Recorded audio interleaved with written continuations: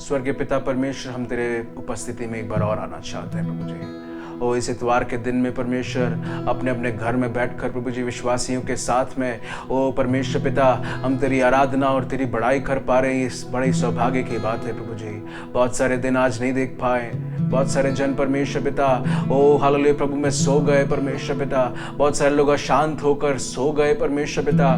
मैं धन्यवाद करता हूँ कि परमेश्वर पिता ये सब्बत के दिन प्रभु जी हम सब मिलकर तेरी उपासना तेरी बड़ाई कर पा रहे हैं परमेश्वर पिता। हालेलुया, हम हालेलुया कुछ गीतों के द्वारा ओ हालेलुया हम तेरी आराधना करना चाहते हैं परमेश्वर पिता। ओ आराधना में परमेश्वर पिता ओ पवित्र आत्मा की बहुत अनॉइंटिंग होने पाए, बहुत हालेलुया ओ हालेलुया छुटकारा होने पाए प्रभु जी। जितने लोग हालेलुया प्रार्थना के लिए तरस रहे प्रभु जी, ओ जितने लोग परमेश्वर पिता एक आराधना के लिए तरस रहे परमेश्वर पिता, हम सबको परमेश्वर तेरे नीचे लेके आते हैं, तेरे पवित्र आत्मा के बाड़े में हम लेके आते हैं परमेश्वर पिता। हालेलुया ओ इस समय परमेश्वर पिता ओ हालेलुया जब गीत और ओ हालेलुया वचन आने को है परमेश्वर पिता, हम प्रार्थना करते हैं सबको तेरे नाम से हम ब्लेस करते हैं प्रभु जी। पवित्र आत्मा के ओ उपस्थिति में हम ये करना चाहते हैं प्रभु जी। सारे दिन में आपको देते हैं, प्रार्थना मांगते प्रभु यीशु मसीह के नाम से।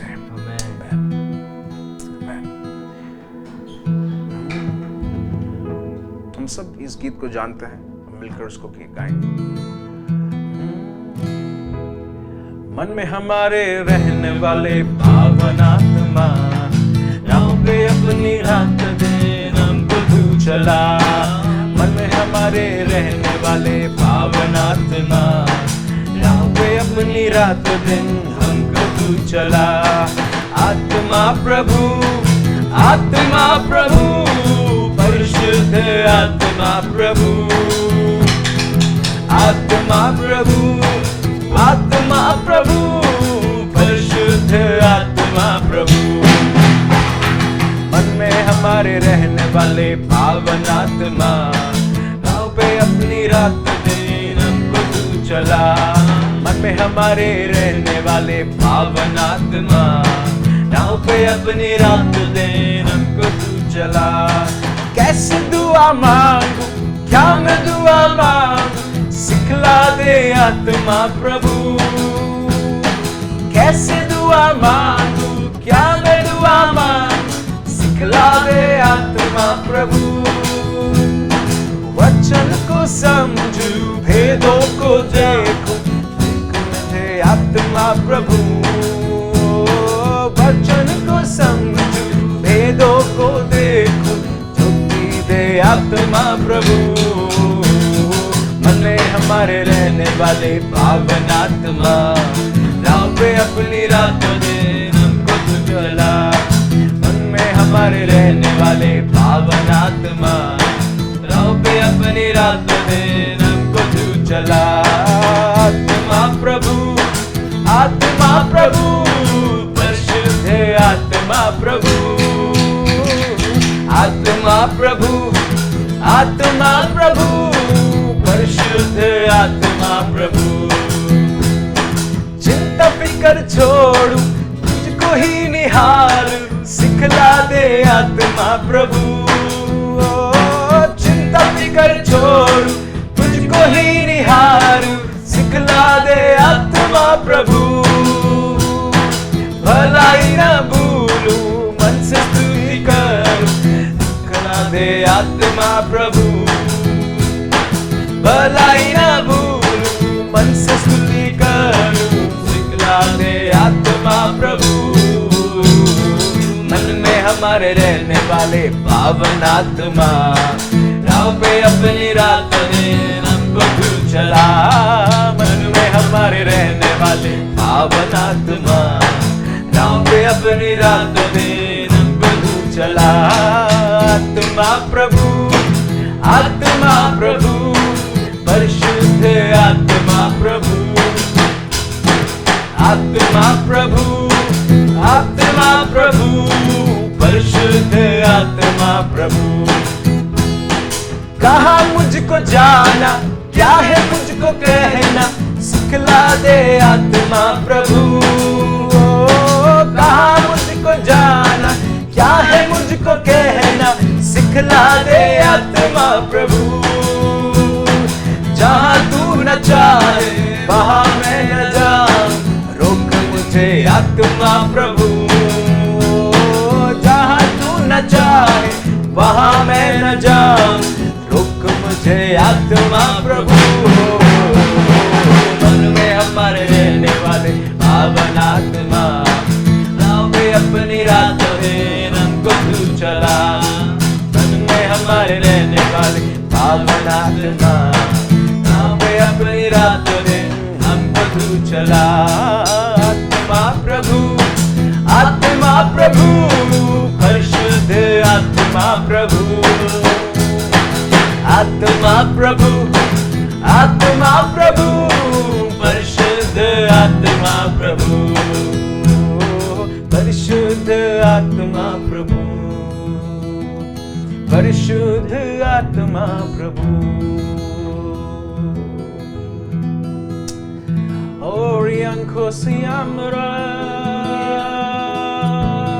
पवित्र आत्मा का आवाज हमारे बीच में होने पाए। थैंक यू लॉर्ड, हालेलुया,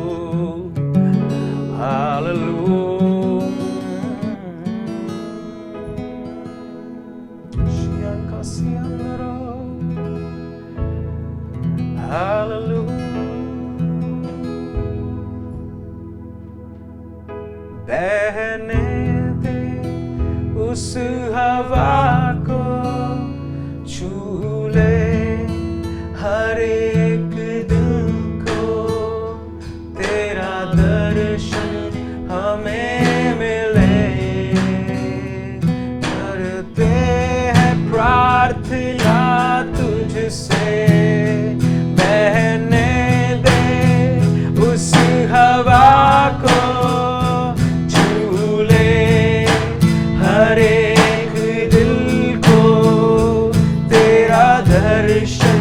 हमें मिले। करते हैं प्रार्थना तुझसे, तेरी महिमा से, तेरी सामर्थ से, फिर से तू अभिषेक कर दे हमें। तेरी महिमा से, तेरी सामर्थ से, फिर से अभिषेक कर दे। हाथ उठा के गाइए, पवित्र आत्मा, पवित्र आत्मा, पवित्र आत्मा, पवित्र आत्मा,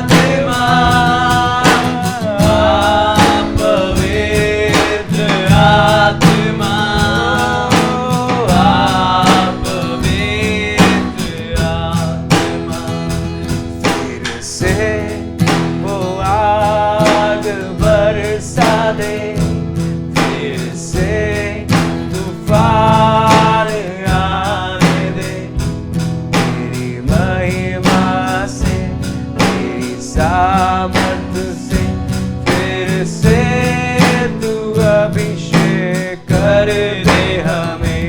तेरी महिमा से, तेरी सामर्थ से, फिर से तू अभिषेक कर दे हमें। ओ पवित्र आत्मा,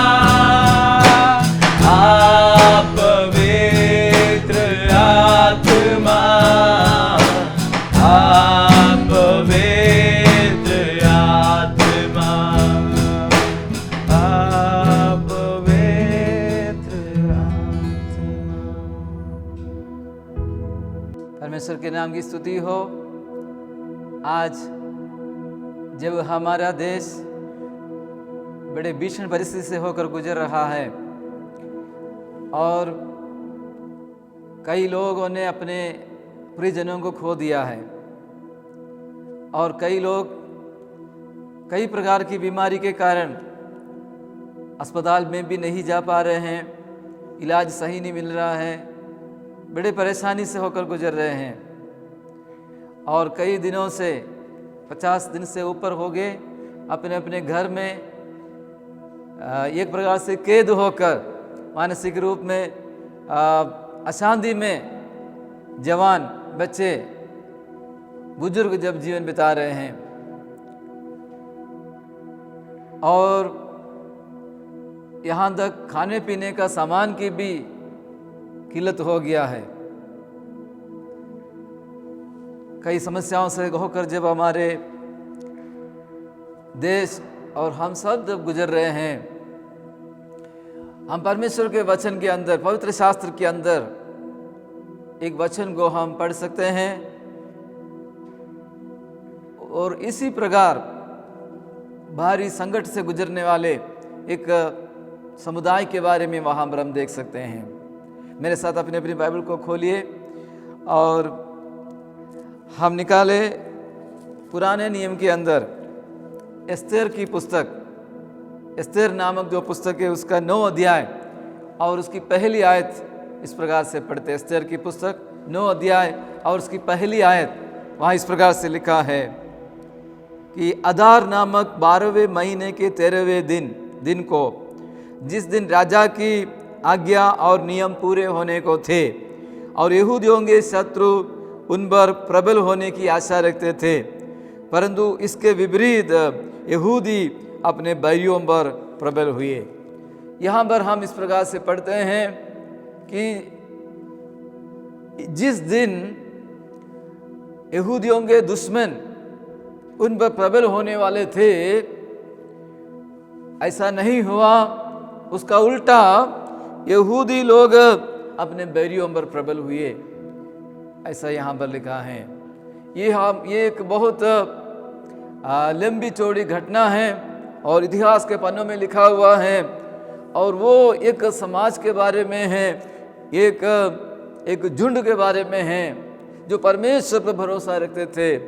बचपन से लेकर उन्हें सिखाया जाता था कि एक जीवित परमेश्वर है जिसने आकाश और धरती को बनाया और जिसका सब बातों के ऊपर अधिकार है, जो सर्वशक्तिमान है, जो असंभव को संभव करने वाला है और जिसकी सब पूजा करते हैं, जिसकी सब प्रार्थना करते हैं। इस प्रकार एक सर्वशक्तिमान परमेश्वर है और वही परमेश्वर की आराधना करना चाहिए, वही परमेश्वर की पूजा करना चाहिए। इस प्रकार इन लोगों को सिखाया गया था और उनका विश्वास भी था एक सच्चा परमेश्वर है। और परंतु क्या हो जाता है कि ईस्वी पूर्व कई सालों से पहले एक राजा नेबुकदनेस्सर राजा आता है और इन लोगों के देश पर हमला करता है और इनको बंदी बनाकर वो अपने देश में ले जाता है।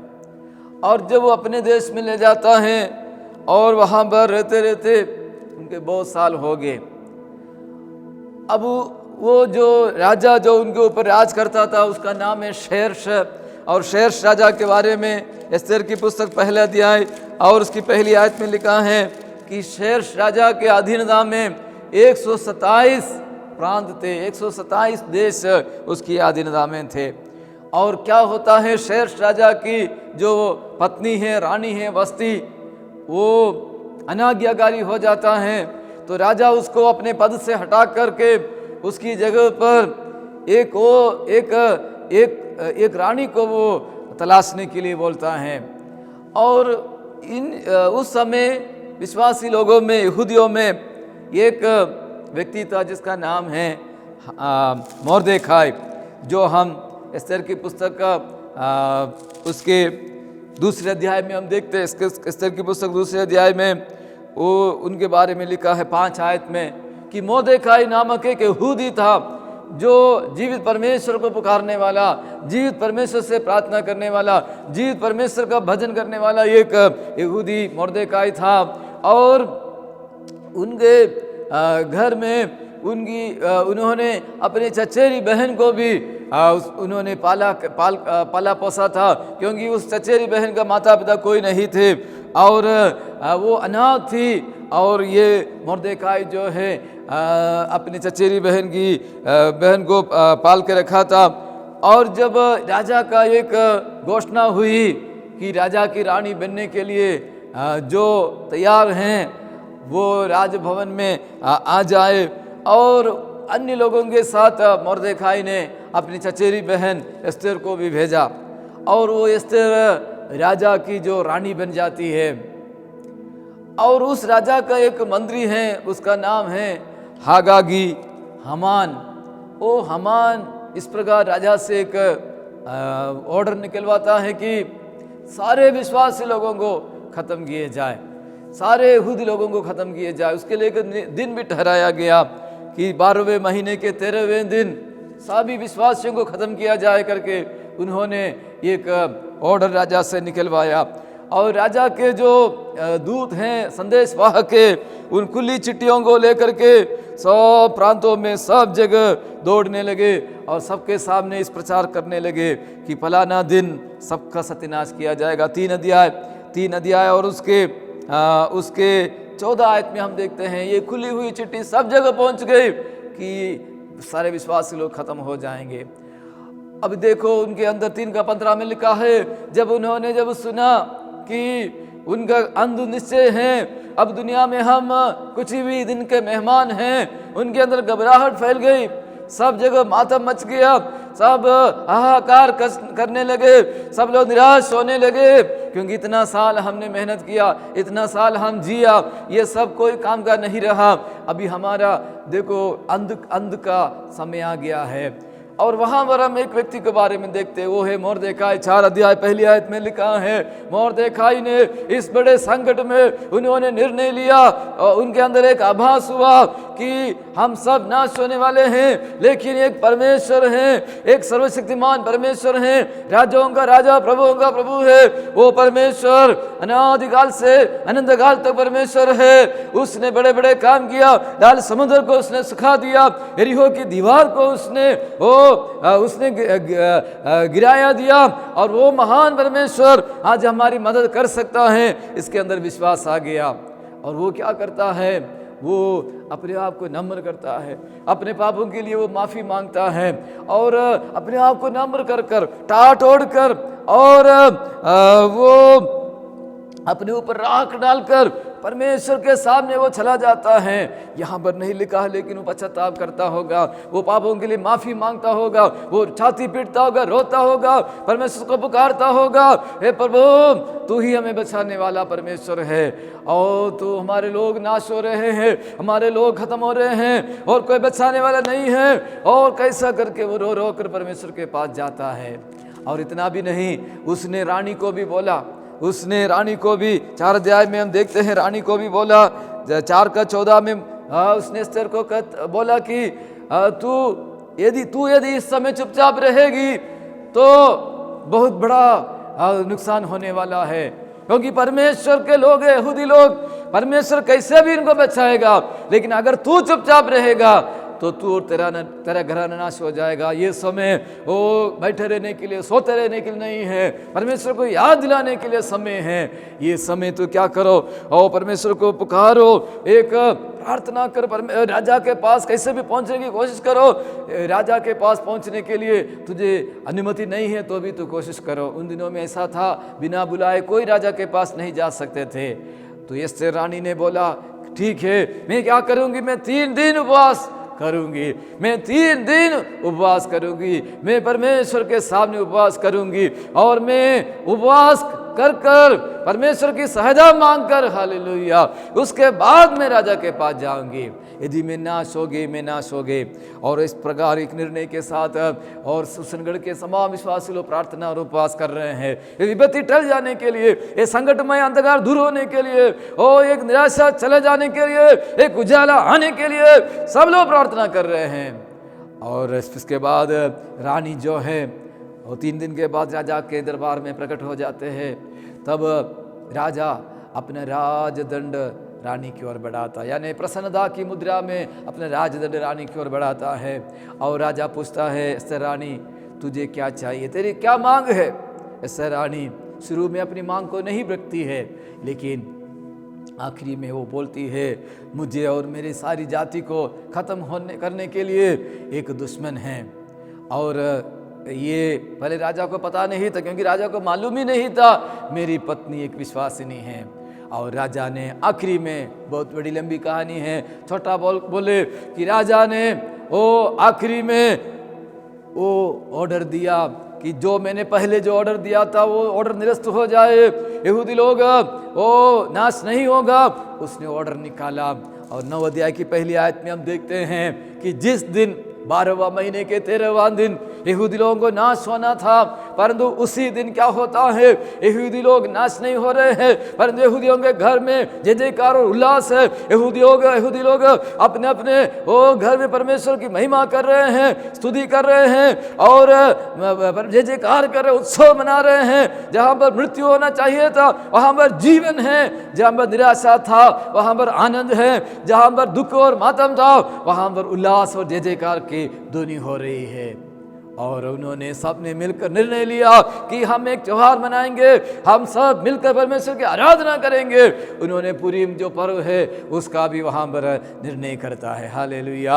हमारा परमेश्वर का कितना महान परमेश्वर है। जब हम नम्रता के साथ प्रभु के पास आते हैं, छाती पीटते रोते हुए प्रभु के पास आते हैं, अपने पापों के लिए माफी मांगते प्रभु के पास आते हैं, ओ हालेलुया, एक नया निर्णय के साथ, एक विश्वास के साथ जब हम परमेश्वर के पास आता है, हमारा परमेश्वर दयालु है, अनुग्रहकारी है, विलंब से क्रोध करने वाला, अति करुणा में परमेश्वर है। हमारे पापों के अनुसार हमसे व्यवहार नहीं करता, हमारे बुराई के अनुसार हमसे बदला नहीं लेता। एक पिता के समान वो हम पर दया करता है और वो हमारे प्रकृति को जानता है, हमारी सुधि लेता है। ओ वही ने हमारे हड्डी हड्डी बनाया, हमारे नस नस उसने बनाया, हमारी हर एक कोशिका, हमारा फेफड़ा, हमारे गुर्दा, हमारे कलेजा, सब कुछ उसका बनाया हुआ है और उसके पास अधिकार है। हालेलुया। और वो परमेश्वर के पास जब हम आते हैं, वो परमेश्वर सृष्टिकर्ता परमेश्वर जहां पर नहीं है, नया बनाने वाला परमेश्वर है। हालेलुया। परिस्थिति को बदलने वाला परमेश्वर है, अंधकार को और निराशा को हटाने वाला परमेश्वर है, शैतान के उस राज को तबाह करने वाला हमारा परमेश्वर है। हालेलुया। और हम जानते 2000 साल पहले यीशु मसीह संसार में आया, एक मनुष्य के रूप में यीशु मसीह आया। शैतान ने सोचा मैं सबको खत्म कर दूंगा, सबको मैं उड़ा दूंगा, लेकिन यीशु मसीह संसार में आया। यीशु मसीह क्यों संसार में आया? शैतान के कार्यों को नष्ट करने के लिए यीशु मसीह संसार में आया। शैतान को ही यीशु मसीह ने वो खत्म कर दिया, उसके सिर को कुचल दिया और यीशु मसीह ने जय की घोषणा कर दी है। और यीशु ने कहा, मृतकों में से जिंदा होकर यीशु ने बोला, जो मुझ पर विश्वास करेगा वो नाश नहीं होगा परंतु अनंत जीवन पाएगा। हालेलुया। यीशु मसीह ने वो इसका ऐलान कर दिया कि जो भी हो, किसी भी जाति का हो, किसी भी भाषा का हो, किसी भी वर्ग का हो, पैसा लिखा हो और गरीब हो, पढ़े लिखे हो, अनपढ़ हो, कोई भी क्यों न हो, अगर यीशु मसीह पर विश्वास करता है वो नाश नहीं होगा परंतु अनंत जीवन पाएगा। हालेलुया। क्यों ना हम प्रभु यीशु मसीह पर भरोसा रखे, विश्वास रखे, उससे प्रार्थना करे।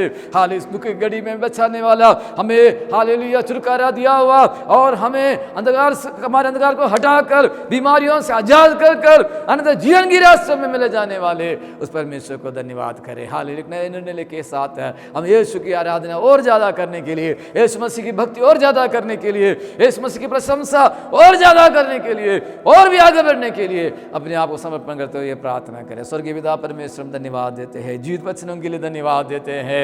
प्रभु तू महान है, मर्देकाई का परमेश्वर तू हमारे साथ है। प्रभु एस्तेर का परमेश्वर तो हमारे साथ है। प्रभु यहूदियों का परमेश्वर तो हमारे साथ है। प्रभु हालेलुया। तूने इनको बड़े संकट से बचाया, बीमारी से बचाया, कई प्रकार के रोना से पीटना से बचाया, मृत्यु से बचाया परमेश्वर। हालेलुया। ओ यीशु हम धन्यवाद देते हैं, आपके कोड़े खाने से हम चंगे हो गए, धन्यवाद देते। शैतान को आपने हरा दिया, धन्यवाद देते। हमारे आगे आगे चलकर प्रभु जी वो तूने बड़े बड़े काम कर दिया, इसलिए धन्यवाद देते। सारी महिमा हम आपको देते परमेश्वर। हालेलुया। और आप समय आपके चरणों पर हो जाते हैं पिता, यीशु मसीह के नाम से मांगते हैं।